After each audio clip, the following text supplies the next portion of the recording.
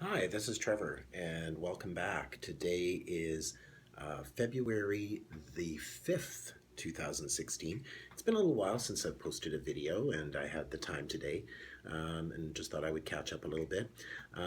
Last year, actually over the last year and a half, we did the complete tarot deck, so I was doing a card a week, and that was quite a challenge.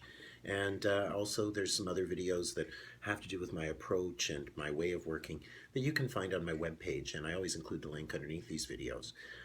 And that's at trevorsense.com. That's also where you'll find information about how to book an appointment with me in person, either here through the reading studio, or there's also the feature now of my readings for some distant friends and clients over Skype. I thought today I would talk a little bit about, the further business of developing our relationship with the cards. You've heard me mention before about the value of tarot journaling. Um, and sometimes, I find if I'm sitting on the bus and I have some time to kill, I kind of like to review the deck in my mind. I'll picture the cards, and I've been working with the Rider-Waite deck for some time. And there's an interesting thing, I'll go through the deck, I'll think, what's on the Two of Wands, the Three of Wands? And some of the cards I can get a really strong visual image of. And some of them, even to this day, I'll kind of go, now, what was it that was on the six? What was there in that detail, or on the seven, or maybe one of the major arcanum cards? And I find when I do that, that these are usually things that are sitting kind of in my blind spot. So it's interesting to sort of see the relationship of the cards to our consciousness. And what we're doing, I believe, in working with the tarot is giving ourselves a system that we can relate to our experience. And over time, as a reader, you build up a repertoire of things that the cards are associated with, things that they trigger. They could be memories, they could be your own experiences, they could be stories that you relate to. So sometimes when you're watching, say, a movie or a TV show, afterwards go, how would I have described that with the tarot cards? And how would I make that association? I have friends that read, and we might be talking about our week. How was your week? Oh, I had a lot of Five of Pentacles going on this week in terms of people. I would say January, February, when we're slogging away through the snow here in Winnipeg, there's oftentimes that Five of Pentacles feeling.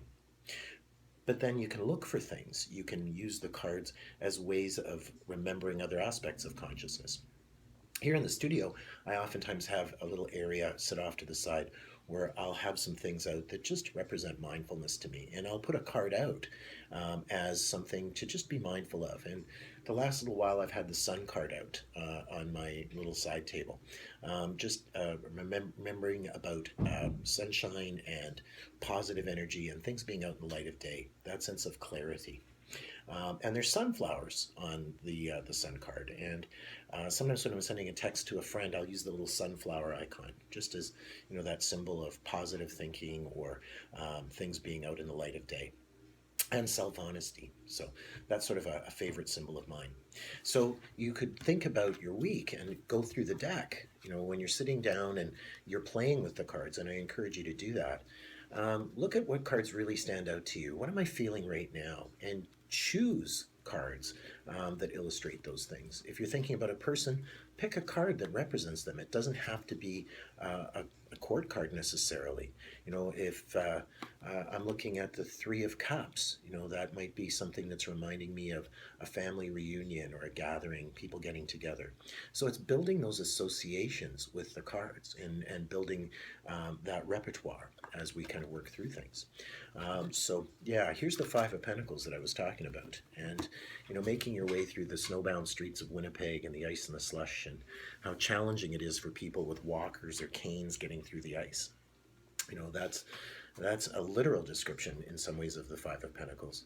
But then looking at the 10, where there's the open doorway, where there's that sense of things being in abundance and things being accessible for people. So bringing that forward in consciousness. Maybe that means I'm going to shovel the neighbor's walk or make something a little more accessible for someone else. So these are just some random thoughts on how we can be building our repertoire, our familiarity with the language of tarot, and at the same time strengthening those associations and making choices in terms of where we direct our consciousness. So it's been fun sharing with you, and I value your comments and suggestions for further videos. And look forward to seeing more of you in the new year. Tune back into this YouTube channel and check out my information on my website at trevorsense.com. Take care. Bye for now.